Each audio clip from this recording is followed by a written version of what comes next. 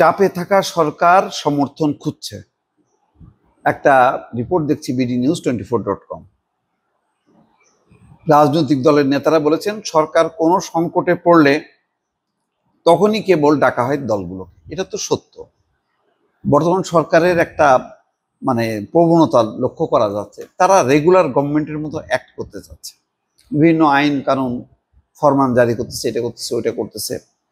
জরুরিভাবে, যেটা আমি বারবার বলি যে জরুরিভাবে যে কাজটা দরকার সেই কাজটা তারা না যেয়ে তারা ওই বিভিন্ন দূরের থেকে বিভিন্ন রকম কাজকর্ম করতে যে নানা বিতর্ক এবং যেই একটা 15 বছরের দুঃশাসন থেকে মুক্ত হবার পর দেশের নানান জায়গায় ক্ষত, সেই ক্ষতগুলো রয়ে গেছে, এখন বিস্ফোরিত হচ্ছে, টকবক করে ফুটছে বিভিন্ন জায়গায়, ওই আগ্নেয়গিরির অগ্নুৎপাতের মতো।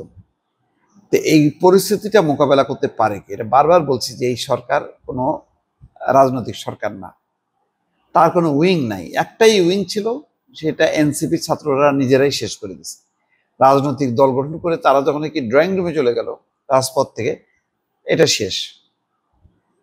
এখন এই সংকটে, রাজধানীর কোনো সংকটে ওই এনসিপি নেতারা সার্জিস হাসনাত এরা দৌড়ায় ঝাঁপায় যাবে না, ওখানে যে তাদের সাথে একত্র হয়ে তাদেরকে বোঝানো, তাদের সঙ্গে দেন দরকার করা, এগুলি করবে না। অথচ এগুলি দরকার ছিল, মাঠটা ঠিক রাখা। কিন্তু মাঠটাকে অরক্ষিত রেখে তারা চলে গেছে। যাক, সেটা আর বললাম না। এখন এই যে সম্প্রতি 4 দল, তারপরে 13 দলের সাথে বসছে, এবং ফখরুল ইসলাম আলমগীর বলছে যে এটা আসলে ঘন ঘন বসার দরকার ছিল, কিন্তু তারা হলো চাপে পড়লে, সংকটে পড়লে তখন ডাকে। তো এটা তো কোনো ভালো জিনিস হলো না। এই যে ঐক্যমত্য কমিশনের যে আলোচনাগুলি, এটা আরো আগে আলোচনা করে এতদিন নির্বাচন হয়ে একটা নির্বাচিত সরকারের মুখ দেখার কথা। ঠিক আছে, ওনাকে যদি রাখতেই হয়, ওনাকে রাষ্ট্রের প্রধান দূত বানায়, বিশেষ দূত বানায় এ করা হলো। উনি দেশে বিদেশে যাবেন, দেশের পক্ষে সেমিনার সিম্পোজিয়াম করবেন, বক্তব্য দেবেন, হয়ে গেল। ওনার কোনো নির্দেশনা, ওনার কোনো চাহিদা বা ওনার কিছু থাকলে সেগুলি পাশ করে দেবে, হইল তো।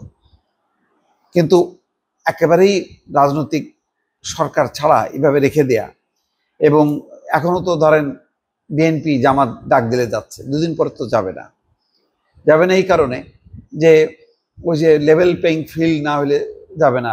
জামাত বলছে এখন লেভেল প্লেইং ফিল্ড করতে থাকো। জামাতের এখন ভূমিকাটা হলো ওই আওয়ামী লীগ আমলে যেমন বিএনপি বলতো লেভেল প্লেইং ফিল্ড করতে, এখন ওনারা ধরে নিছে যে ক্ষমতায় চলে গেছে অলরেডি বিএনপি, সুতরাং লেভেল প্লেইং ফিল্ড তো ওইটাও হবে না, ফিল্ডও হবে না, আর ওই নির্বাচনটাও অনিশ্চিত থাকে। এরকম একটা পরিস্থিতির মধ্যে দিয়ে চলছে। বলছেন যে জুলাই অভ্যুত্থানের পর পূর্ণ সমর্থন নিয়ে ক্ষমতায় বসা এই অন্তর্বর্তী সরকার গত 1 বছরে কয়েক দফা এমন পরিস্থিতির মুখোমুখি হয়েছে। প্রতিবারই পরিস্থিতি সামাল দিতে সরকার প্রধানকে রাজনৈতিক দলগুলোকে নিয়ে বসতে দেখা গেছে। এবার সরকার প্রধানের ঐক্যের আহ্বানের পর বিভিন্ন রাজনৈতিক দলের নেতারা বলেছেন সরকার কোনো সংকটে পড়লেই তখন কেবল ডাকা হয় রাজনৈতিক দলগুলোকে। বাকি সময়টাতে নিজে নিজে সিদ্ধান্ত নিতে গিয়ে সরকার পরিস্থিতি বেসামাল আর লেজে গোবরে করে ফেলে বলেও অভিযোগ করেছেন। তারা নিজেরাই সাহায্যের জন্য চিফ অ্যাডভাইজারের ভেরিফাইড ফেসবুক থেকে বলা হলো, আবার সমালোচনার মুখে প্রত্যাহার করলো।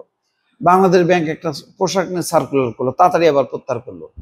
এইরকম একটার পর একটা কিন্তু নানান রকম ঘটনা ঘটতেছে। 8ই জুলাইকে তারা কি রাষ্ট্রীয় কি বানাইলো যেন, তারপরে পট করে বললো না 8 তারিখে না। এই সমস্ত নানান রকম পাগলামি চলতেছে।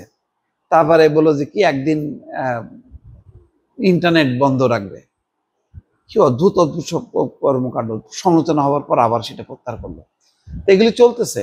তো এইসবের দরকার ছিল না। এগুলি একটা রেগুলার গভর্নমেন্টের মতন অ্যাক্ট করতে, যে যার ঢাল নেই, তলোয়ার নেই, নিধিরাম সর্দার, তাহলে তো সংকটটা বাড়তেই থাকবে।